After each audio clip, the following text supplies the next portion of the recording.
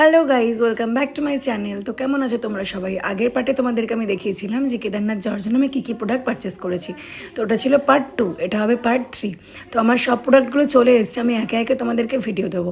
তো আজকে যেগুলো অর্ডার করেছিলাম ডিক্যাথলন থেকে করেছিলাম। একটা ট্রেকিং শু ছিল, দুটো থার্মাল প্যান্ট জামা ছিল, আর একটা ছিল জ্যাকেট। তো সেইগুলোরই কোয়ালিটি সম্বন্ধে তোমাদেরকে বলবো।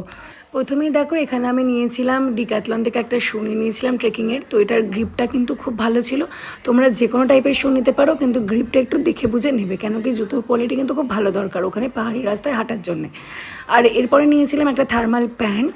থার্মাল প্যান্টটারও কিন্তু কোয়ালিটি খুব ভালো ছিল। যার যেরকম সাইজ লাগে সে সেরকম সাইজটাই অর্ডার করবে, তাহলে কি সাইজ ফিট নিয়ে কোনো প্রবলেম হবে না। আর এছাড়াও আমি নিয়ে নিয়েছিলাম একটা থার্মাল গেঞ্জি, যেটা আমার পড়েছিল 499। তো গেঞ্জি আর প্যান্ট দুটোই কিন্তু 499 করে পড়েছিল।